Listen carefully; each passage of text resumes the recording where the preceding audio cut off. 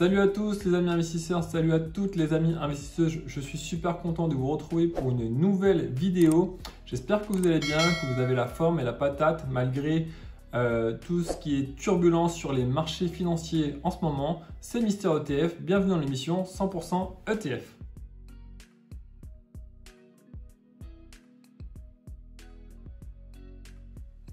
Alors les amis investisseurs, alors les amis investisseuses, cette semaine, j'ai nommé la vidéo « C'est la crise, vive les ETF ». Pourquoi? Parce que je vais vous montrer, et ça c'est très important, n'hésitez pas à regarder la vidéo jusqu'à la fin, je vais vous montrer que les ETF, ce sont des actifs beaucoup plus sûrs, beaucoup plus sereins et beaucoup moins volatiles que tout ce qui est actions et crypto-monnaies.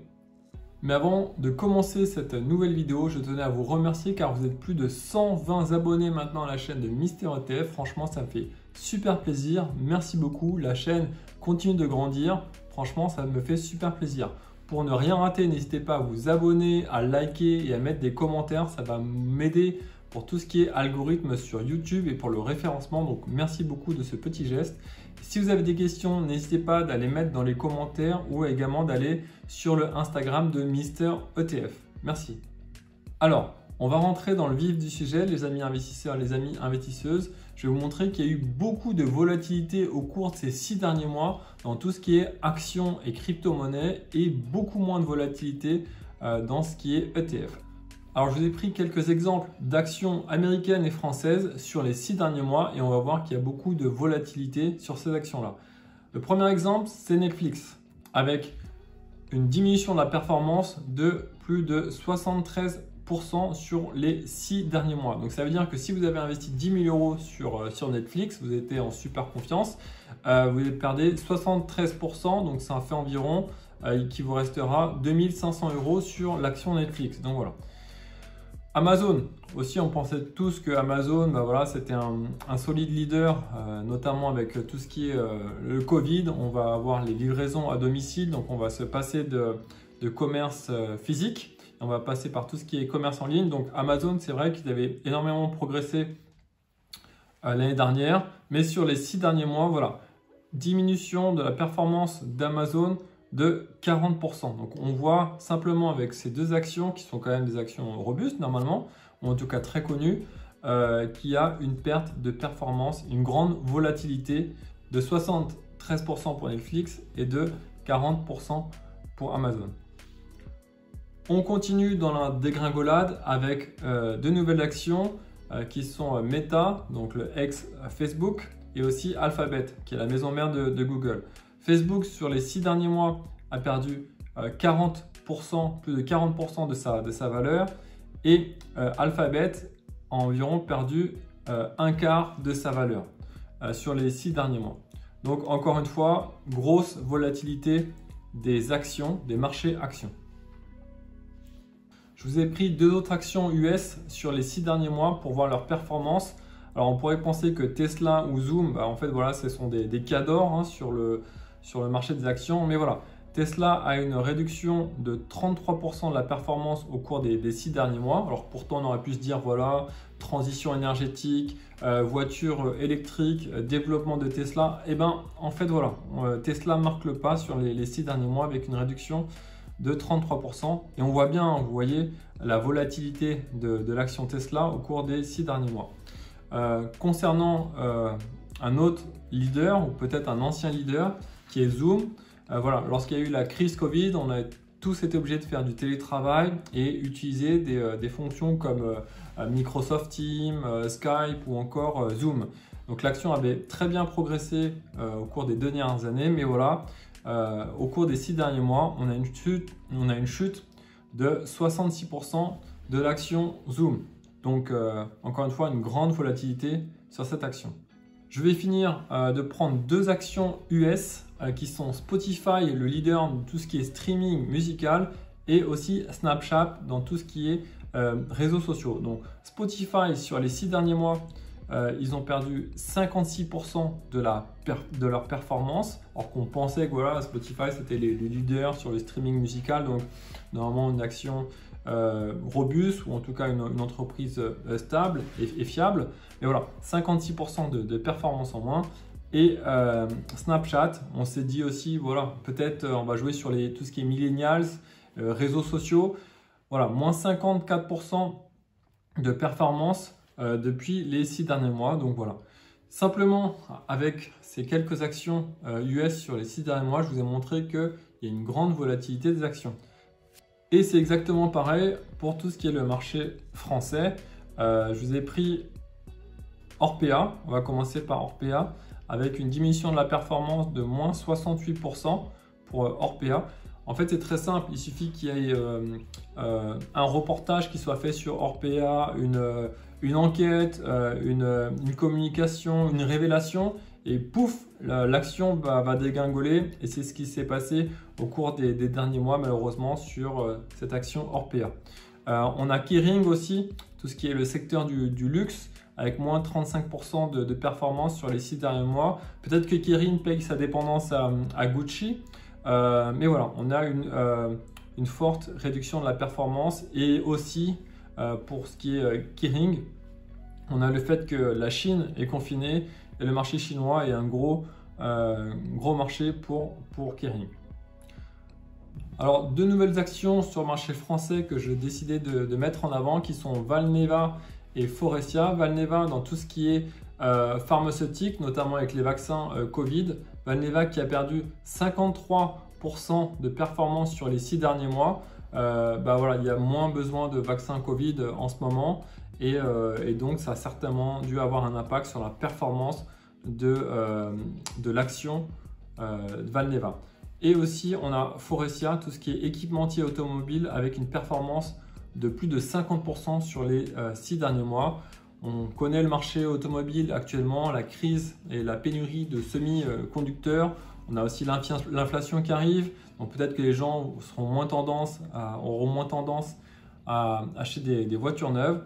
Donc voilà, l'action Forestia est assez pénalisée en ce moment, avec moins de 50% de performance.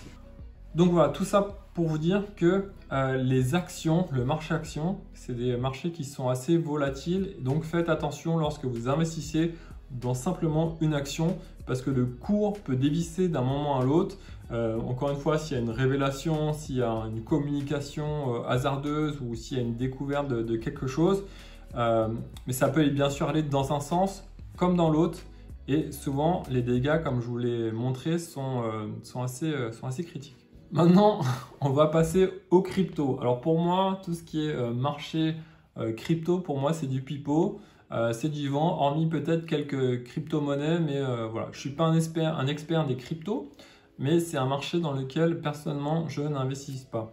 Je pense qu'il aurait fallu investir au début des crypto-monnaies, notamment au début du Bitcoin, mais maintenant, pour moi, c'est vraiment que de la spéculation. Et je vais vous montrer par quelques slides. Alors, si on prend par exemple une action comme Coinbase, qui est en fait une plateforme qui regroupe les crypto-monnaies afin de faire du trading de crypto-monnaies, et bien voilà, l'action a dévissé d'environ 80% au cours des 6 derniers mois. Donc voilà, il faut faire extrêmement attention lorsque vous investissez dans les crypto-monnaies.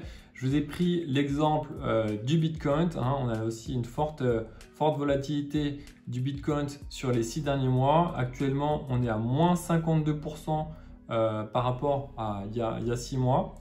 Je vous ai pris la fameuse Luna dont tout le monde parle en ce moment, avec une réduction d'environ 100% sur les 6 derniers mois.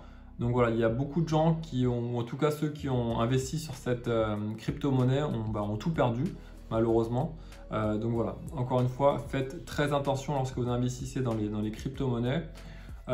Une autre crypto-monnaie dont on parle beaucoup, c'est l'Ethereum, qui a perdu 32% en 6 mois. Donc en fait, je veux bien comprendre que les crypto-monnaies, il y a un intérêt pour faire du trading, mais pour trouver les raisons pourquoi ça monte ou pourquoi ça baisse et les expliquer, c'est très difficile, alors que dans les ETF ou les actions, il y a plus une rationalité derrière, si vous voulez.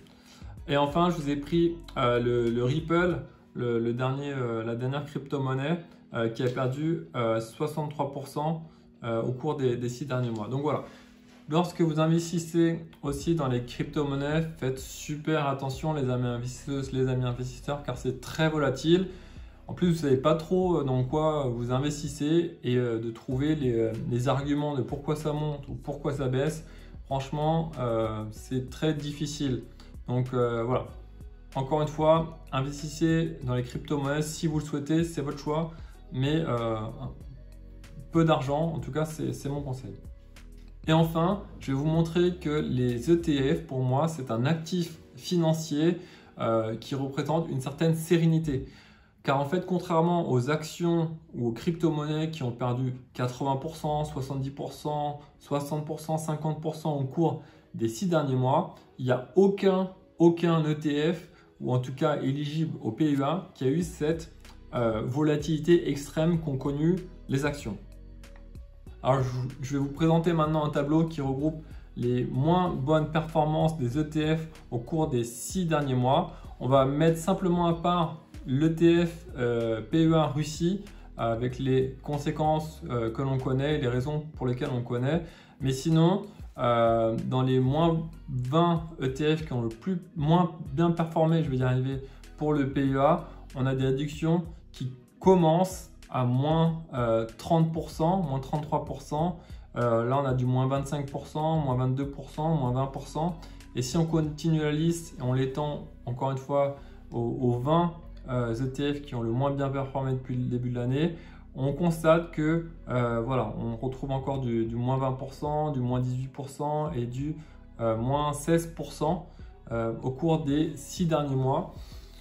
Donc voilà, en investissant dans les ETF, vous serez moins assujetti à tout ce qui est volatilité extrême des actions. Alors, en conclusion, qu'est-ce qu'on pourrait dire si on pouvait résumer? Alors, je dirais que les actions, attention à la volatilité lorsque vous investissez dessus. Les cryptos, pour moi, c'est du pipeau, c'est du vent, parce que c'est difficile de dire pourquoi une crypto-monnaie performe et pourquoi pas une autre, et expliquer les différentes variations des crypto-monnaies. Et on a vu que pour certaines, la valeur s'est effondrée à quasiment 100%, donc malheureusement, les investisseurs ont tout perdu. Et pour moi, les ETF, c'est synonyme de sérénité.